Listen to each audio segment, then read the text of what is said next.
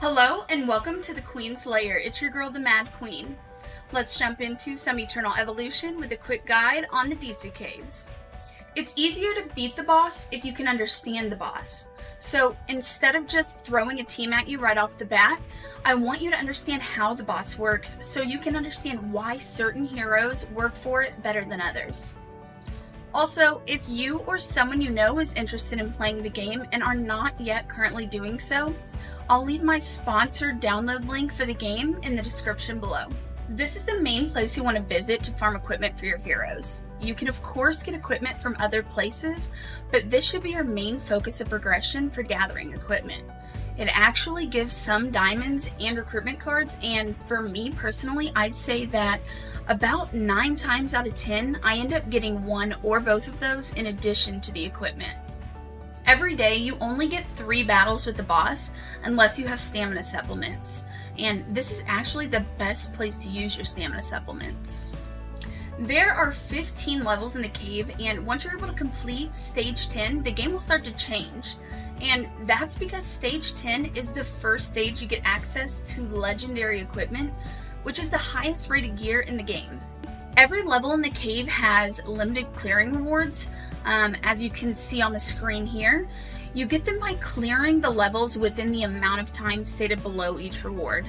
Try not to focus too much on this, but once you're able to complete it, the rewards are definitely worth it. This is actually the boss we're going to face in the cave. Its name is Sarah Scion, and I think it's some kind of crab, I'm not exactly sure, but 3 times during battle, it's going to put up a shield. The shield is like a giant bubble basically, and it's going to surround his entire body. This shield is going to reduce the amount of damage he takes by a significant amount. When the shield comes up is determined by how much health the boss has lost overall, and when the shield is applied, a number will pop up above the shield.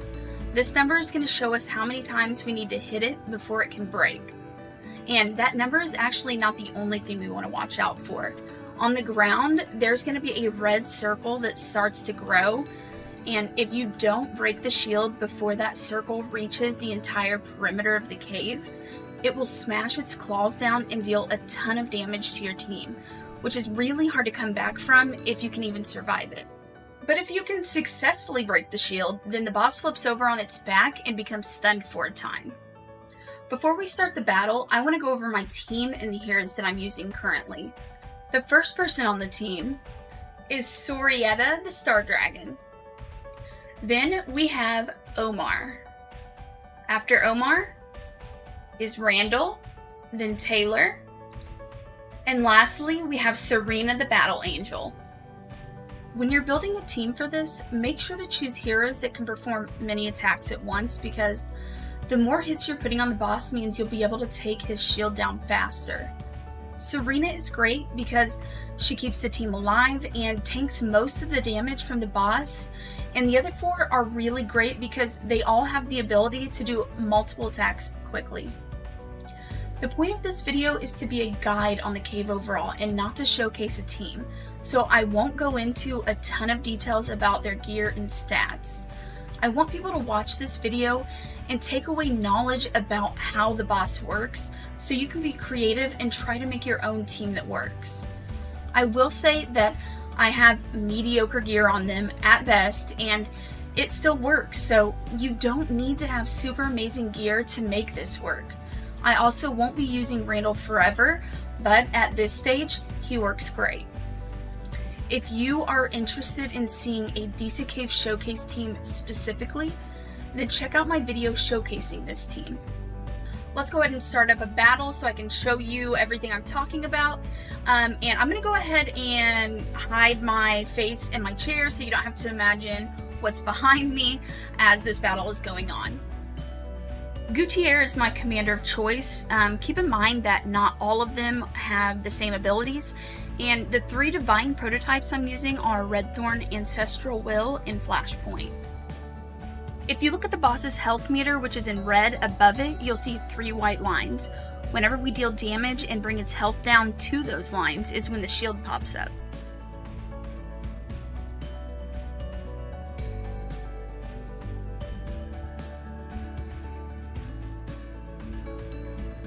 Like I said before, we have to hit the boss as many times as we can quickly to take the shield down. I'm going to speed up the battle a little bit since we've already gone over most of this before we actually got into the battle. If you have any questions about anything I mentioned in this video, leave a comment below and I'll be sure to get back to you.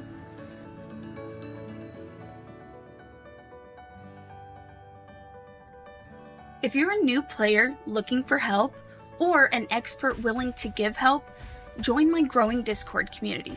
The link will be in the description. I hope you found this helpful. Thanks for watching. Once again, it's the Mad Queen, and I'll catch you in the next video.